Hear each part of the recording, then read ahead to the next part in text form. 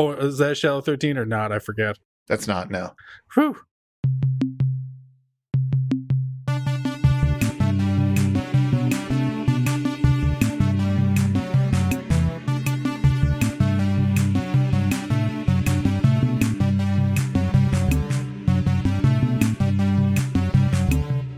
This time we watch Season 8, Episode 11, Parts, The Clonus Horror. Don't have time for the music. They want the blood from a clone. But first, we've got, well, we don't have follow-up so much, but we've got some news to talk about because another exciting update has been released from the Kickstarter. Probably most of you have looked at it already. It's they've started writing the episodes. It talks a bit about the writing process. We'll have a link in the show notes if you haven't seen it yet. What else? All sorts of little details. It looks like there's going to be some Learn How to Riff a Movie classes coming up soon. Wow. And what else? Well, they've also announced that there will be, returning once again, a black and white film. Finally.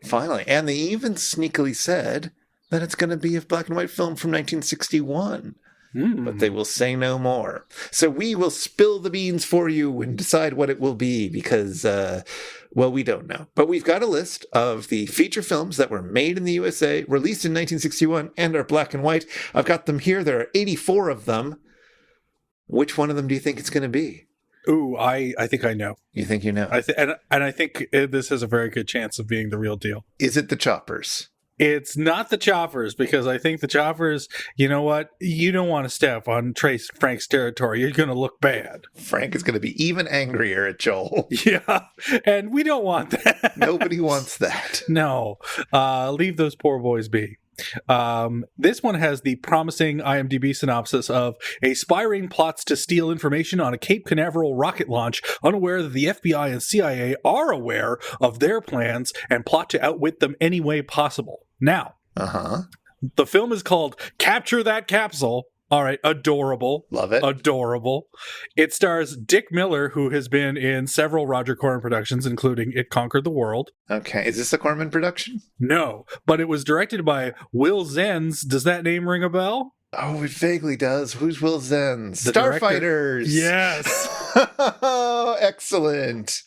This is his movie before Starfighters. Yeah, so this is where he learned. This is really where he cut his teeth. Oh, no. They could do a whole bunch of these films, it looks like.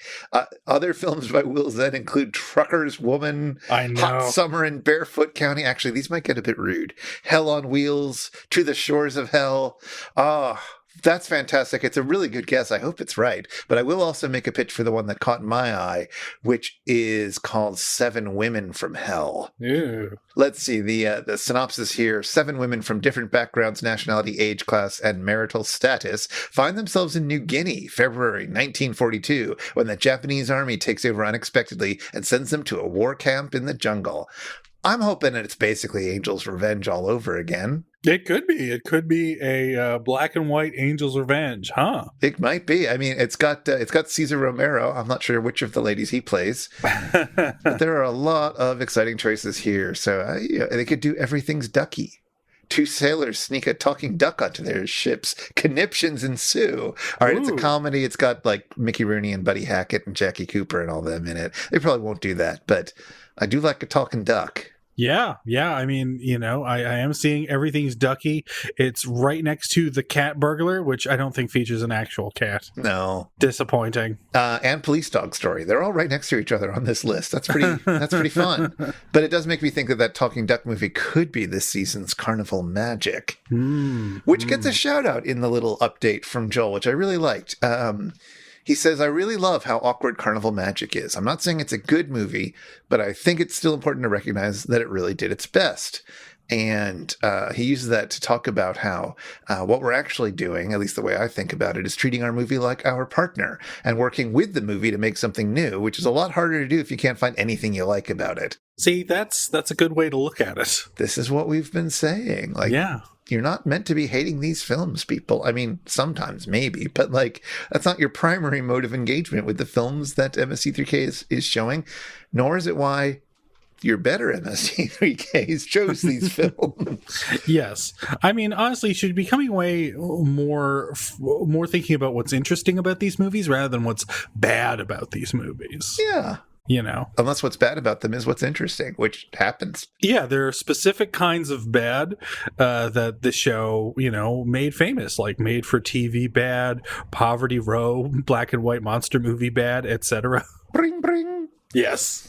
The highlight of the series, as far as I'm concerned, is just that and Joel's reaction to it. Absolutely. Well, so that's happening. There's, of course, more stuff from the Mads. We'll have links in the show notes for their upcoming show, which is going to be a night of shorts. And that will be super exciting. Everybody loves shorts. Yay. But until then, I guess we, I don't know. Do you want to start talking about today's episode? I suppose, I mean, parts of me want to, but parts of me don't.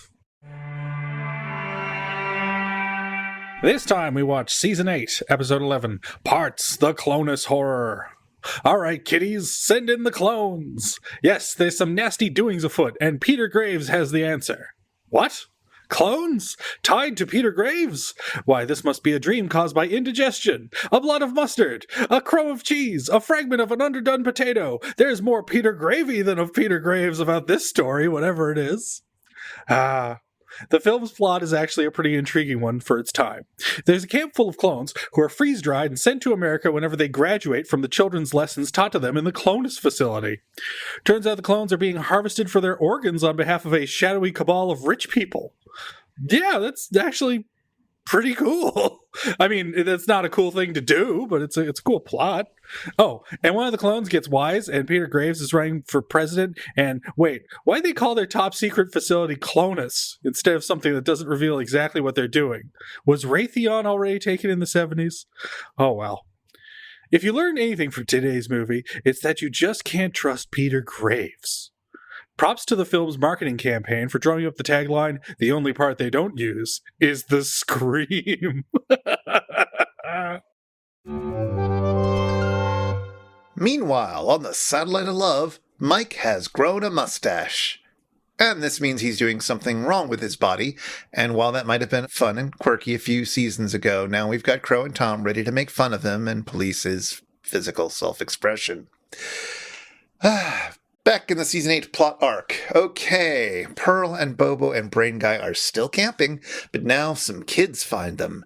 Buddy, Scooter, and Darlene, these space children who have run away.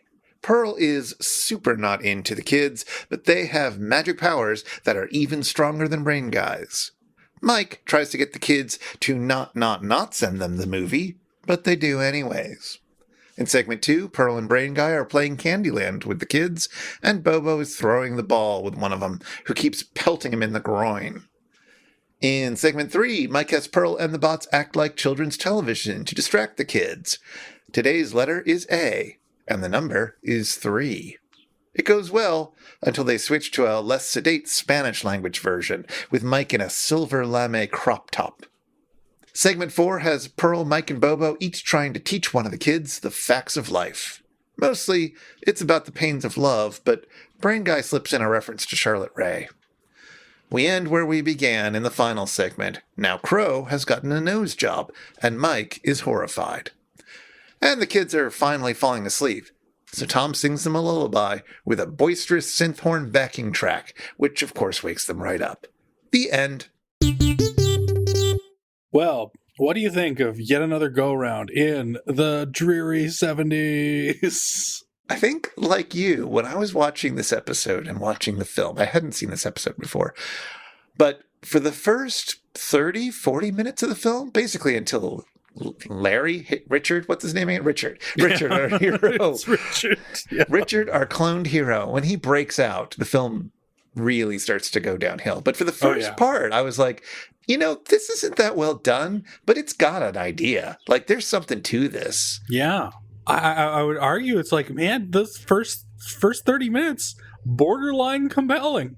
It promising at the very least. A solid 2.5 stars. It really falls apart as soon as he leaves, and he's wandering around the city, and then there's like the old couple that he runs into, and the reporter, and then the president-elect's brother. So it turns out our hero is like the clone of the president-elect's brother, but the president-elect's brother doesn't know about this and finds it kind of gross, and I guess he's a philosopher or something. I don't know. He's got a pool boy or something, or that's his son. I'm not 100% sure parts of this, I have to admit. But it just gets shaggy and pointless, and it doesn't matter anymore. That great 70s casting game, pool boy or son.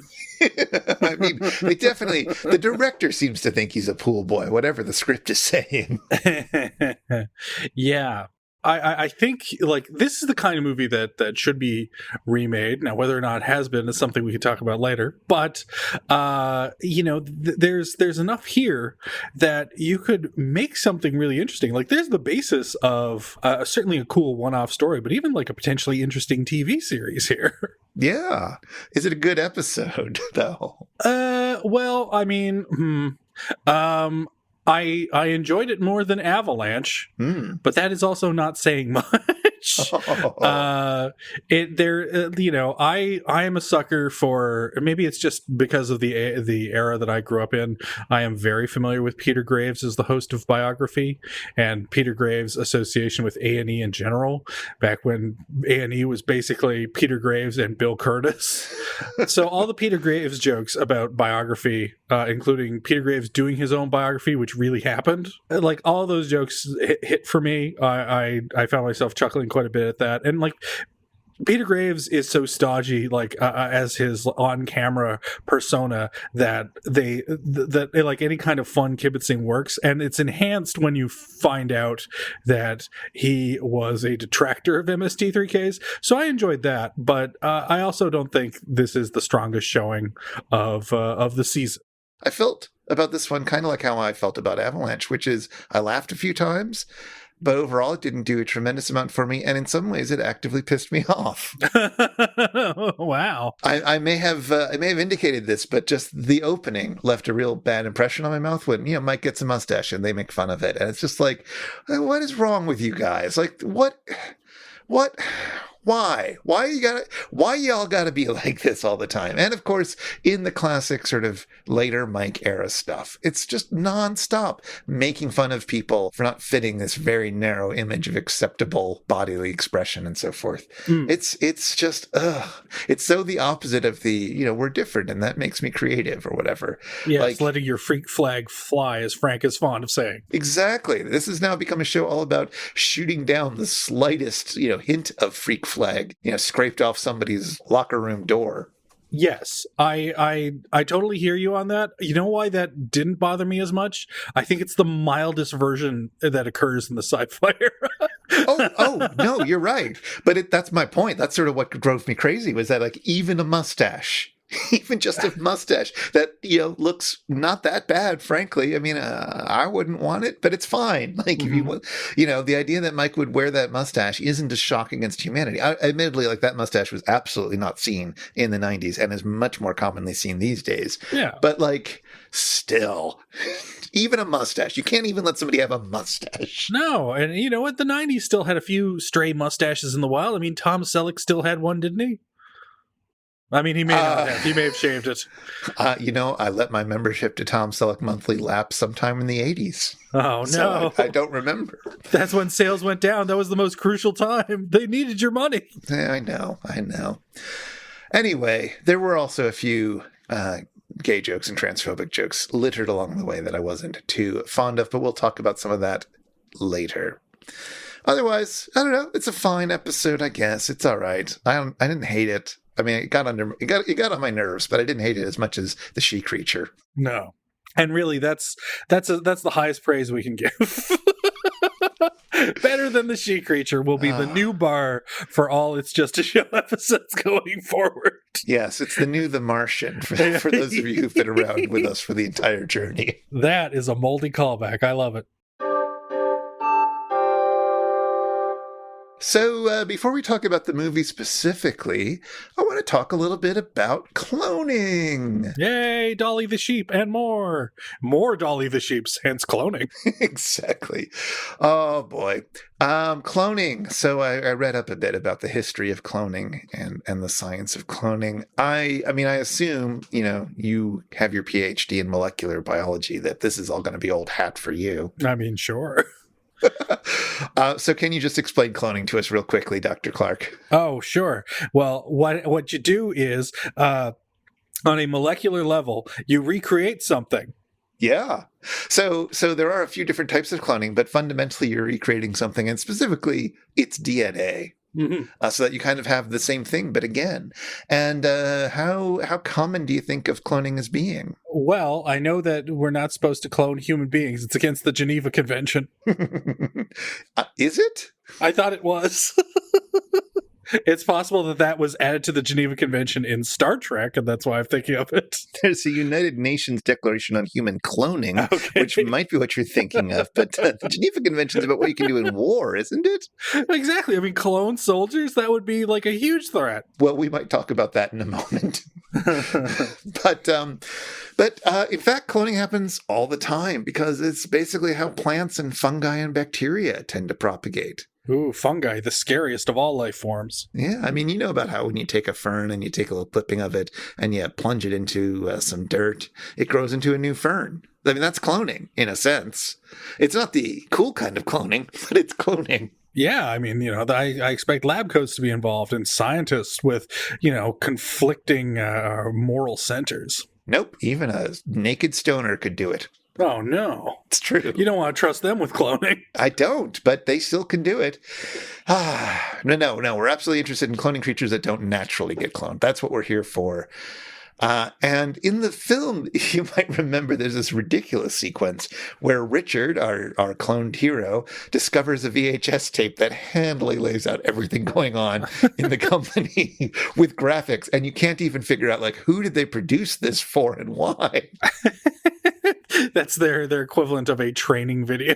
It is, or maybe it's an investor thing that they're giving to, the Peter Graves of the world to get them on board. I don't know. Maybe that's what it is. It doesn't matter. He finds it. For some reason, they've got it in the cloning facility. And it mentions that we've started cloning in 1935 at some point.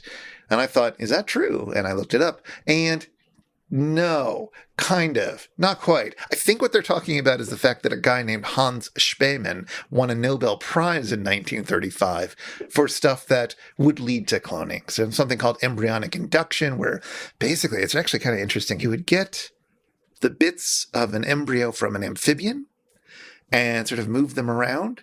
Like if he took a head bit and he put it into a new spot in a new embryo, then it might grow up to have two heads. Wow. It's really gross, but it was an early step in this process. He was doing that work in the 1920s. He received the award in 1935. You don't get the Nobel Prize immediately on doing the work. It's not like a Grammy. Frankly, in many ways, it's not like a Grammy. Yes, it's respected. Exactly. Eventually, though, you get to the idea a few years later of placing the nucleus of an adult cell into an egg cell, which has had its nucleus removed. And that is called somatic cell nuclear transfer. And that's really what we're interested in. And as far as I know, the first animal-like thing that was cloned using this method was a tadpole. And when do you think that happened? I'm going to say this would happen in the 40s. Yeah, 1952. Close enough. Yeah. And then, a few more things like that. A whole bunch of things were cloned like that until finally the first mammal was cloned, which you know all about. Is this my precious Dolly? This is your precious Dolly. Hooray!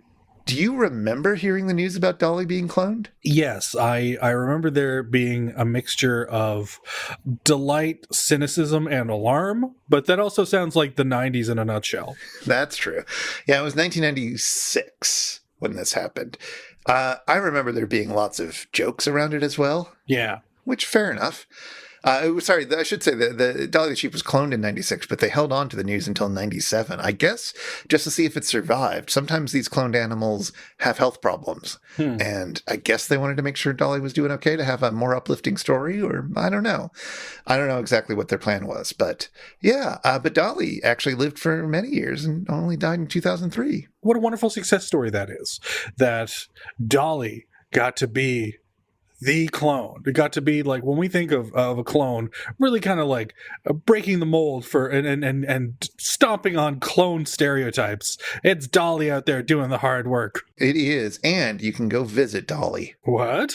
It's not quite in Dollywood, which you'd think maybe Dolly Parton should get on that. But no, the taxidermied body of Dolly is in a museum in Edinburgh. Oh. Which is where they did the research for it, basically. Yeah. So you can go visit her, I believe. I believe she's on display. Or maybe once things are a little better, you can go visit her. But Dolly was not the end of cloning. Oh, only the terrifying beginning. Perhaps, very much perhaps. One of the next major mammals, or at least one of the next mammals that we all love and care about to be cloned, was the cat. Yes, and then, I want to make sure that these cloned cats are okay. Well, the first cloned cat was from 2001. And you know what they called it? Oh, please say Mewtwo. Oh, that's close, but I think you'll still be happy. It was named Copycat. Oh, I like it. Or Cece, more affectionately. So Cece was adopted and later had kittens. Oh. And lived a very full life. Passed away last year, I'm afraid, at 19. But, that's pretty good for a cat. That's a ripe old age for a cat. Did not have any of the health problems that some cloned animals had. Shortly afterwards, in 2004, there was a Maine Coon cat. Oh, wow. Whose owner paid $50,000 to have it cloned after it passed away. Oh. And this seems to have been a success. The cloned cat's name is Little Nicky. After the owner's favorite Adam Sandler movie. Probably. and as far as I can tell, Little Nicky seems to still be alive. I couldn't find any recent reports about how Little Nicky is doing. Obviously, a lot of people got upset about this because, like, $50,000, you could absolutely adopt a rescue cat. Yeah. Seems a little bit sort of selfish and splurgy and wasteful. But then again, like, it's a way of promoting cloning and helping maybe to move the science forward. So I don't know if it's quite as bad as some people said. Yeah. And I mean, there's just something so crazy about it, just because it's like, you can create a clone of your beloved pet, but that doesn't make it a perfect copy of the beloved pet. Like, it has none of the pet's memories. Yeah. It has to learn to love you all over again. Exactly. In fact, even its coloration might change because there are some things that happen during, I believe, gestation and maybe infancy that can affect coloration. Speaking of the other major pet animal, dogs were first cloned in 2005. But that's not all. In 2017, another dead pet was cloned for $50,000. Again, that seems to be the going price.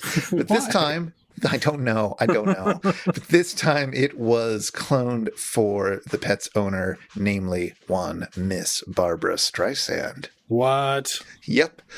Now, cloning is an imperfect science in many ways. And so when you're trying to clone a pet dog, I guess, you end up trying to have several of them, right? I mean, dogs have litters anyways, but like you create several of them, hopefully one of them will survive. In this case, 2 of them survived.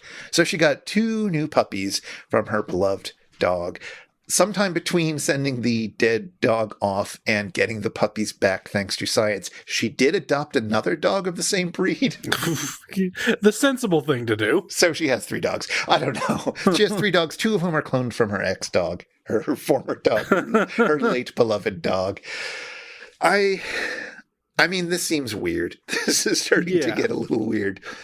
But I don't know. I don't know how I feel about it. I don't think if I had $50,000 lying around and my beloved cat passed away that I would have her cloned. That seems weird. Yeah, because, there's so many cats out there that need love. Exactly. I would much rather go after them. But I don't know if I feel comfortable judging other people for doing this. And I'm kind of glad that the technology is, being worked on. I mean, it's scary stuff and it's ethically very dubious stuff. But all sorts of interesting things could come from cloning. Yeah. Hopefully not the Clonus Horror. No, hopefully we could clone, or we could clone organs and just kind of pop them into bodies without, creating sentient people we'd have to steal the organs from. Yeah. The other thing that's been going on is that a few extinct animals have been cloned. Da, da, da, da, da, well, we'll get to that in about 30 seconds, I think. The Pyrenean ibex and the gastric brooding frog were both cloned, and yet both of them died very shortly. But that's still exciting, and possibly exciting enough to make a movie out of. Yeah.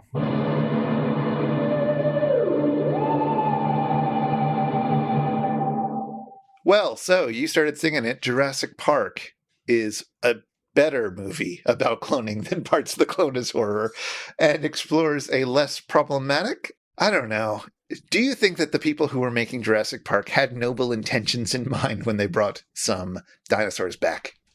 Well, I mean, they try to make it seem that way by casting what's his face, Richard Attenborough. Richard Attenborough, yeah, as the head of Jurassic Park, as the founder, just because he has this sort of like twinkly Walt Disney-esque persona, but no, like it's just exploiting animals in this terrifying zoo. Yeah, I mean, I think the making it into a kind of theme park was the real problem there. Yeah.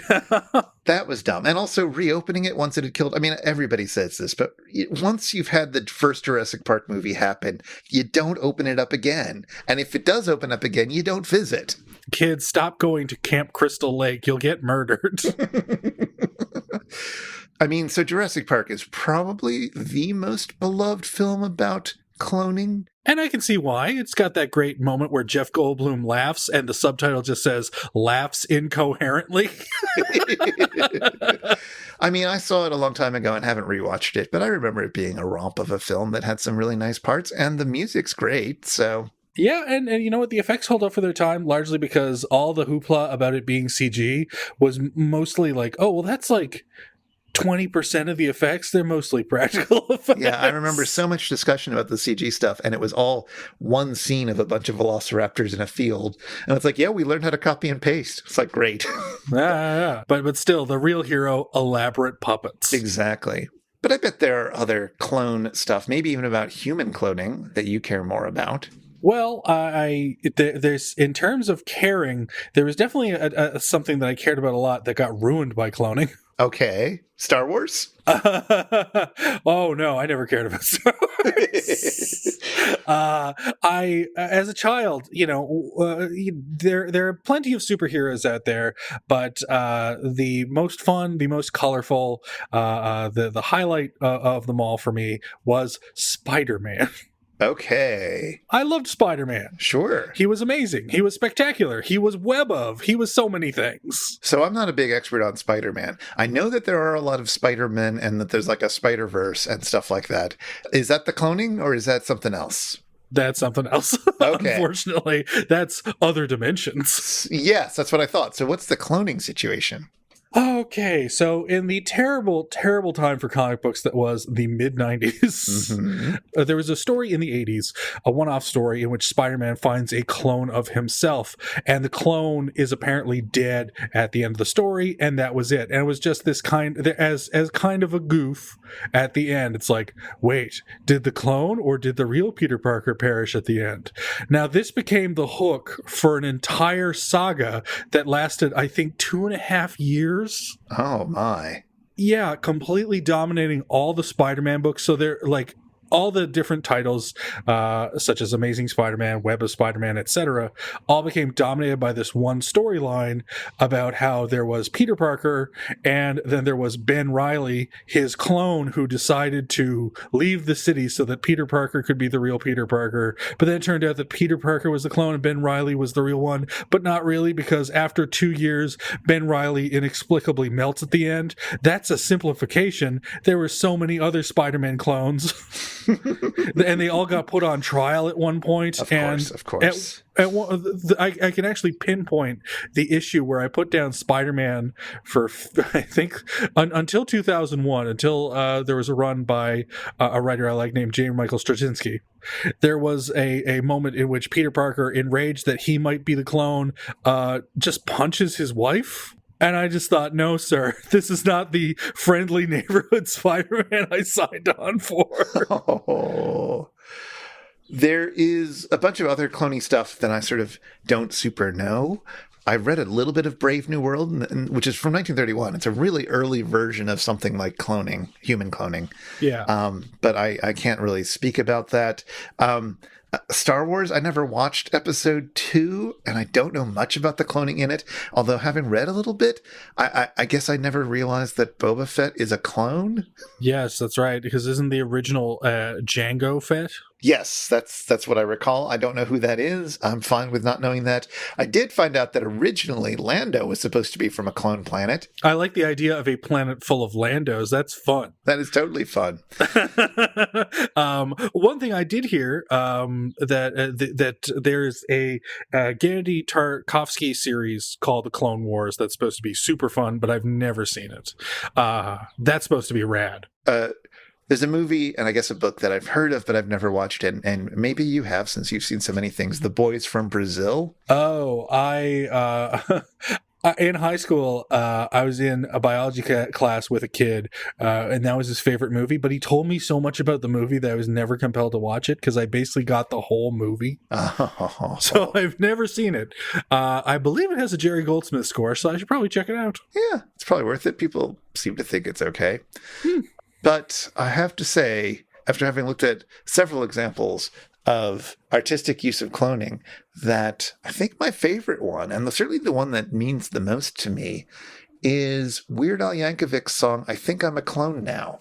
Ah. Which I assume you know. Of course, yeah. I mean, I had all the Weird Al albums growing up. Which album was that on? I'm going to take a wild stab. You look it up, but I'm going to take a wild stab and say it's on Weird Al Yankovic's In 3D. It wasn't. Damn it. Now looked it up, it was on Even Worse, which I thought it was earlier than that, but okay. I guess it couldn't have been that much earlier than that. It's based on Tiffany's I Think We're Alone Now, which I guess is only a year or so earlier. But man, that song, I looked it up to re-listen to it before this recording. I didn't realize that it wasn't sort of a single, that it didn't have a video, which seems like a terrible missed opportunity. Well, yes, I mean, all Weird Al songs should have videos. The videos are the best part. The song, for those of you who haven't listened, is all about a clone sort of realizing that he was a clone. But instead of sort of the terror that you find in so many things about clones, he's delighted. He's got a best friend. It's all about how they can hang out together now. And it's just, I think I'm a clone now. There's always two of me just hanging around. It's actually quite sweet. Oh, as opposed to like the nightmare of having yourself as your only friend. Exactly. Some people are probably better suited for that than others. I am not going to say that I want myself as a best friend, but I like that somewhere out there someone thought, you know what? I'm worth it. I deserve to be my best friend. Hey everybody, it's time for the Shallow 13. It's time for the Shallow 13. 13 fun-size facts about today's episode, Parts the Clonus Horror. Go, Chris, go! Parts the Clonus Horror seems to have done okay at the box office, but it probably made the most money many decades later when the makers of Clonus sued DreamWorks over their 2005 film The Island. The Island was supposed to be a pastiche of 70s sci-fi films, but a judge ruled that the clones on this island were a little too close to those in Clonus, and DreamWorks settled out of court for a figure believed to be in the 7 digits. Peter Graves appears as the president-elect who is in over his head. And of course, Mike and the Bots can't stop joking about his late career turn as the host of A&E's Biography. You, an MST3K fan, probably knew this. But did you know that Biography existed before Peter Graves hosted it?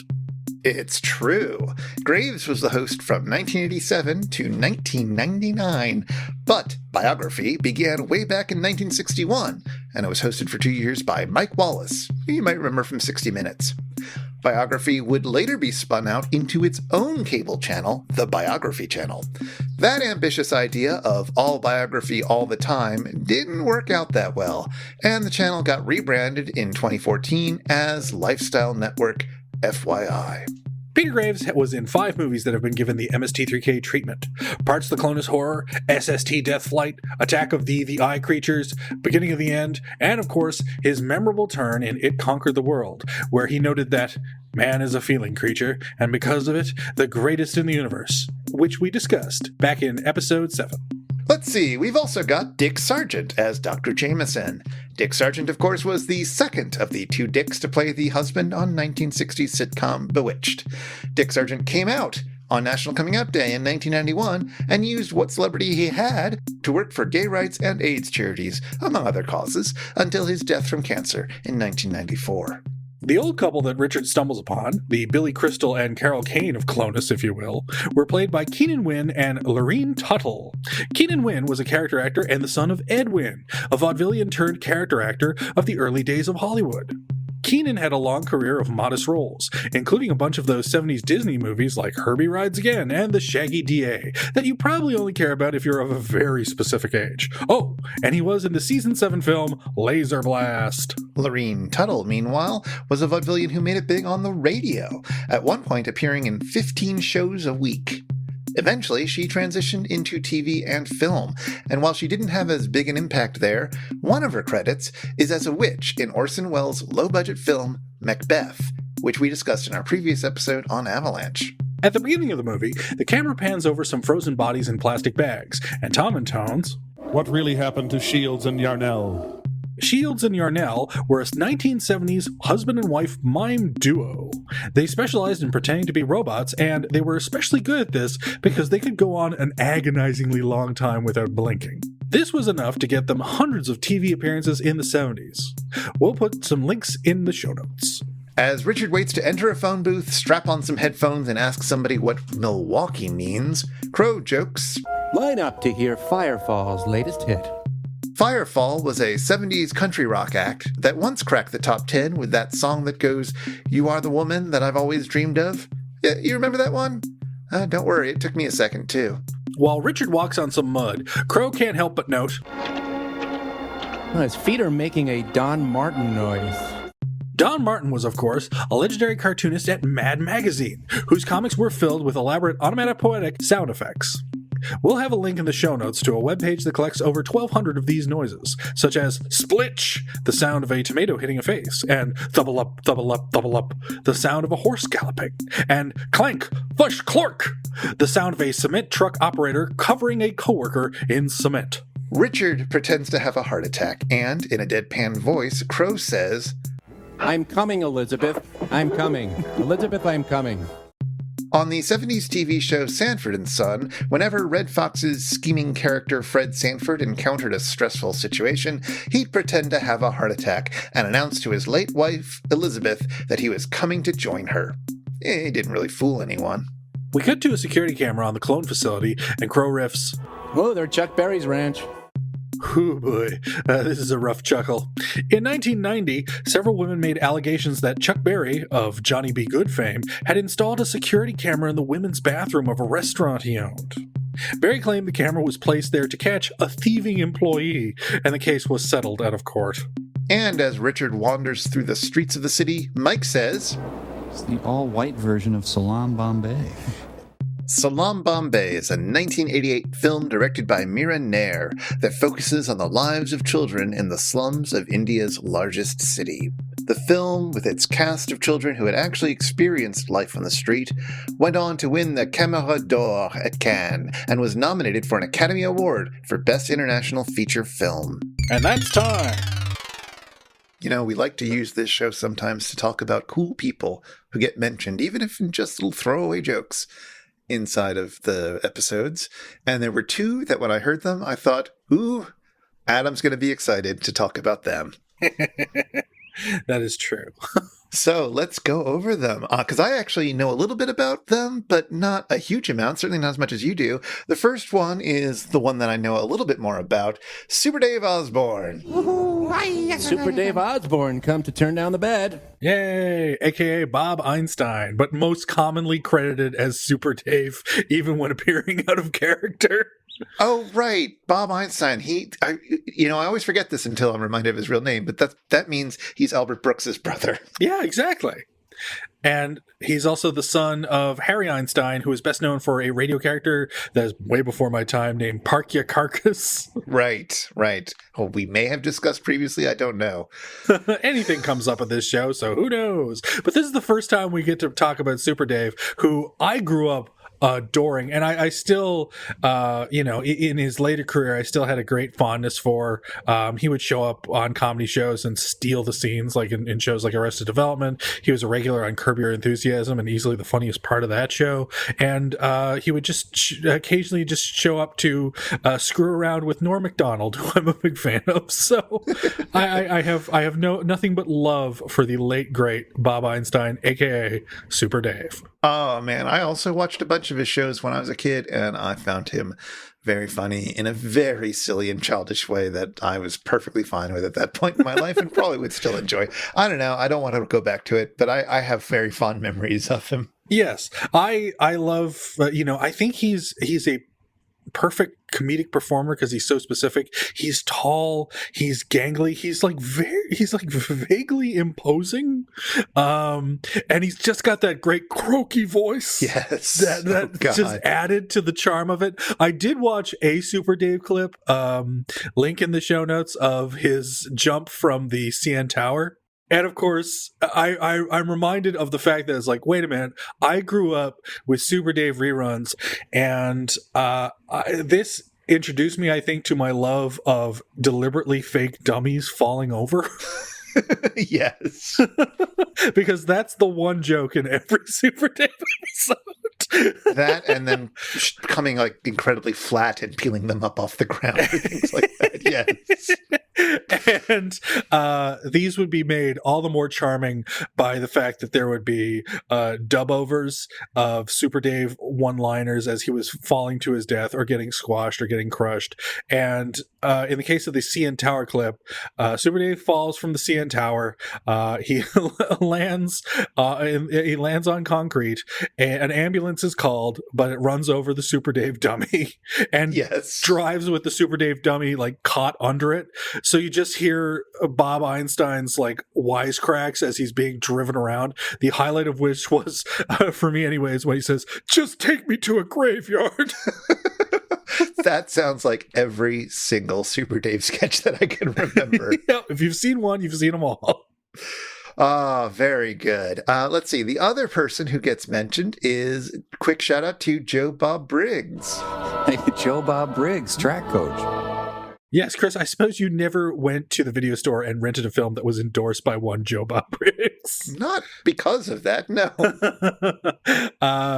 Joe Bob Briggs is a delight that I really only discovered, I'd say probably around 2015. Like, I would see his name on horror movie covers, but it had no relevance to me just because his column wasn't syndicated in any of the local papers in Newfoundland. But Joe Bob Briggs, to go over, I guess, a brief history of Joe Bob Briggs, is the nom de plume of one John Bloom. He was born in Dallas, raised in Arkansas, and became a writer for the Dallas Times-Herald. And he got the idea that there should be a movie critic who should write about the films that were considered low at the time, namely like horror films, sci-fi movies, kung fu movies, cheap action flicks, and even skin flicks that would play at drive-ins. And it was a great idea that caught on like a house on fire and became like syndicated nationwide. And this led to a television show called Drive-In Theater, and even better than the Joe Bob Briggs in print, which is funny and entertaining and has some good reviews. It's a mixture of comedy and criticism. I prefer the Joe Bob Briggs that would show up on TV, where he would still do things in his Joe Bob Briggs character, where he's talking about his failed love life, life out there in the boonies and such, and the kind of comedic goings on and his own skewed perspective on modern life. But he would get way deep into his appreciation of genre movies, up to the point where in the Drive-In Theater, his very first show for the movie channel, he reunited the entire cast of George A. Romero's Night of the Living Dead. Oh, yeah. Very good. One of the highlights of Joe Bob Briggs's written and television materials is that he would do drive-in totals, which would be kind of like a checklist of things to expect from the movie that would be the highlight for the drive-in audience. I've selected one here for what Joe Bob Briggs describes as the best movie of 1991, and I'd be hard-pressed to disagree with him, is Bride of Reanimator, which features and I'll give a truncated version here, 15 dead bodies, 5 breasts, face-eating zombie bat, heads roll, arms roll, feet roll, bone drill foo. 5 breasts. I know. He counted. He made sure. Yeah. So things were seemingly going on the up and up for Joe Bob Briggs, where he segued from the movie channel to TNT to host Monster Vision. The main difference between those two shows, the Drive-In Theater and Monster Vision, is that Drive-In Theater was uncut but featured very little of Briggs. He was at the beginning and end of the show, whereas Monster Vision, the movies were censored, but there were so many commercial interruptions with Briggs to fill time that you really started to fall in love with the character, and he would dig up more and more information about these movies. You get the best of both worlds after Monster Vision's cancellation 18 years later, where Briggs / John Bloom tried a bunch of different things. He was acting in movies from time to time. He was still writing as Joe Bob Briggs. He was still writing as John Bloom. He was briefly a Daily Show correspondent. Oh. Yeah, he had a segment called God Stuff, but this was the A. Whitney Brown era, so no one remembers it. Yeah. Yeah.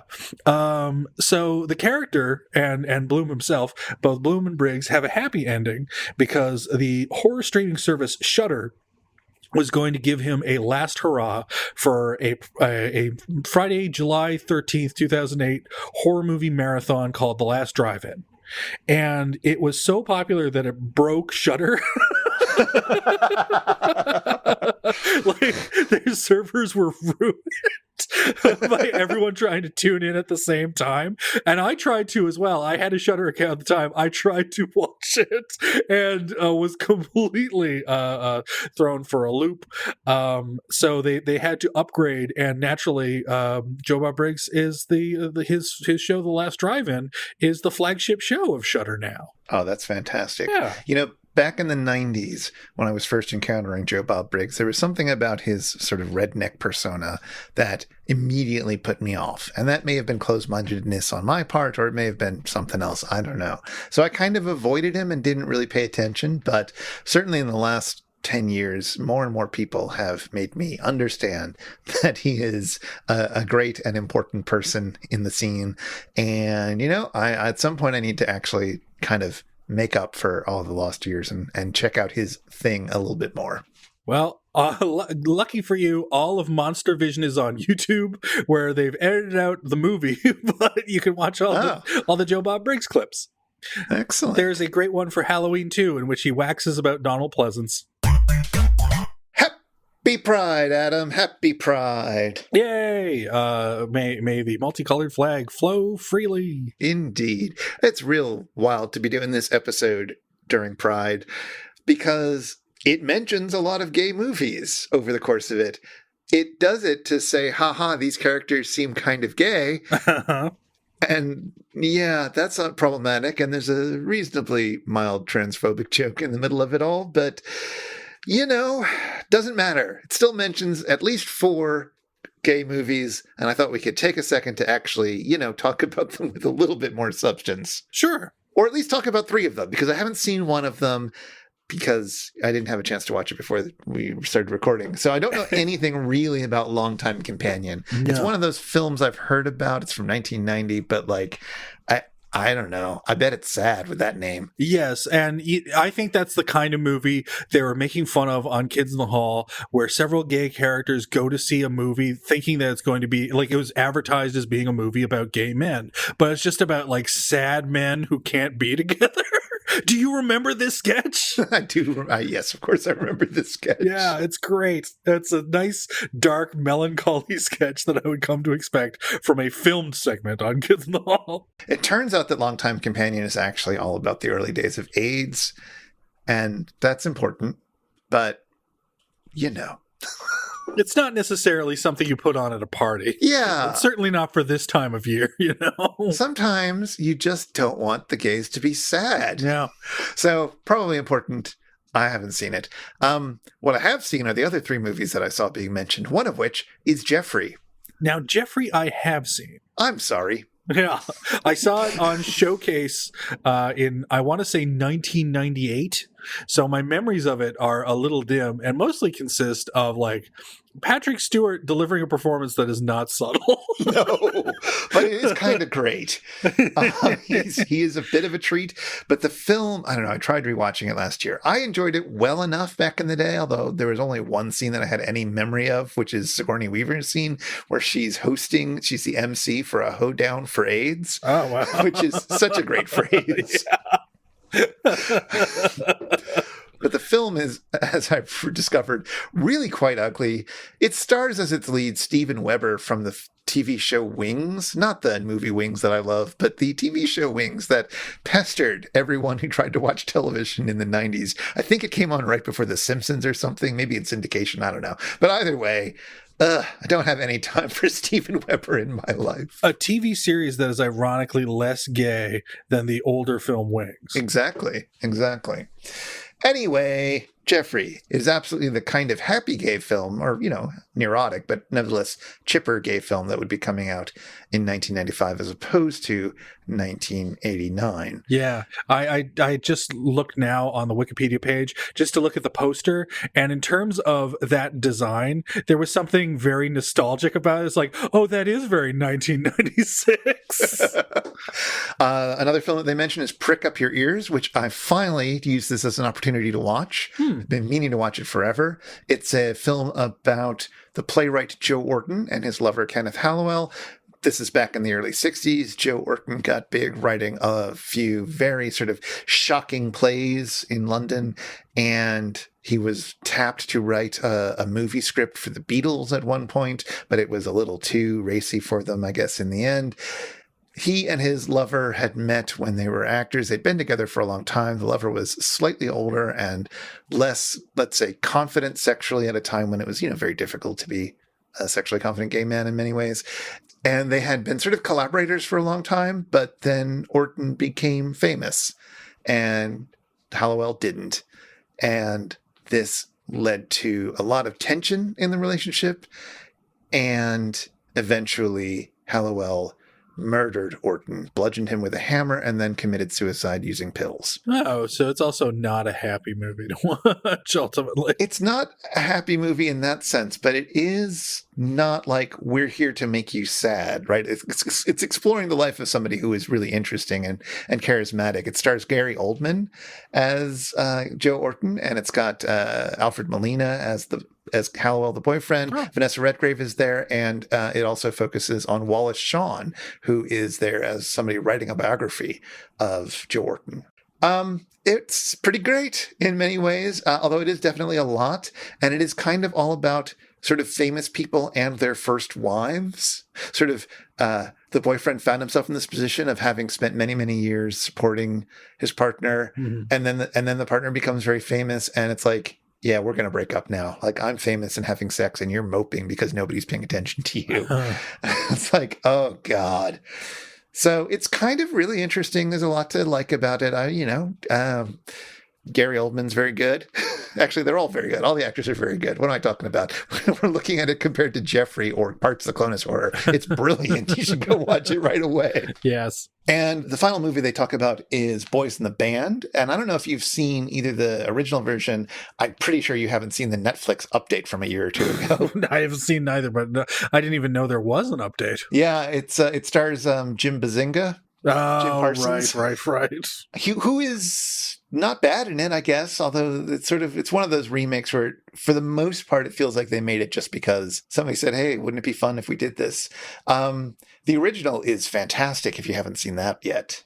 No, I haven't, so I guess I'll add that to my list of things to watch. It's in my queue. It's all about a group of gay men right before Stonewall meeting up at a party, and things get very heated, and they're nasty to each other, and it's amazing. It's incredibly sharply written. It's very play-like. I talked about it on my other podcast. We covered it on the Spouter Inn not too long ago, so I'll just link to that if you want to hear more. But absolutely, go watch that. It's an exceptional document of mean queeniness. And that needs to be there. We need that. That's a part of Pride too. Absolutely. Yeah. It's not just a happy story. It's a fight. It's an anger. It's a clawing to survive sometimes. And we need to remember that. Anyway, happy Pride. Happy Pride, everybody.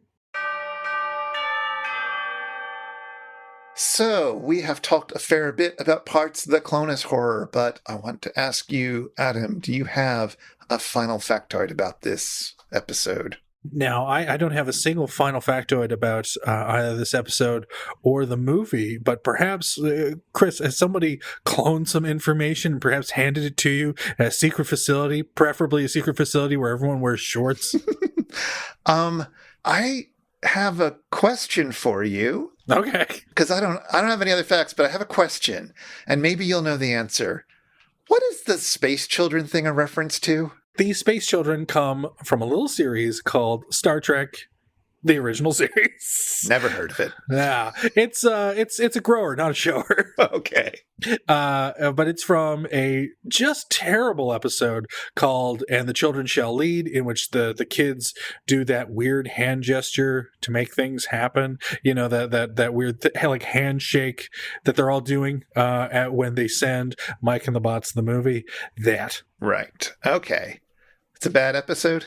from no less an authority than Leonard Nimoy, it is the worst episode. All right. Well, I wasn't going to watch it anyways, but I definitely won't watch it now.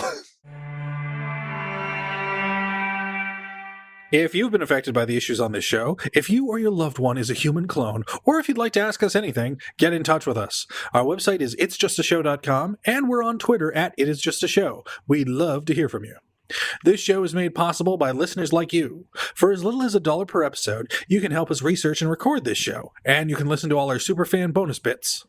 Find out more at itsjustashow.com/Patreon or patreon.com/itsjustashow. And if you want to follow up on anything that was mentioned today, you'll find links in our show notes at itsjustashow.com/episode/96. All right. Enough parts. Enough Clonus. Enough of the 1970s. Adam, tell us what we're going to do next. The 1970s are the real horror. Well, we won't see the 70s ever again, or will we? When we turn our eyes to the KTMA era and notice that the city's on fire. Oh, no. Okay, KTMA episode 16, City on Fire from 1979. Yes, so, I mean, in some ways, you could argue this is an 80s movie. Could you? I guess we'll find out next time. But until then, The drive-in will never die. I think I'm a clone now. Take it away, Theme Squad.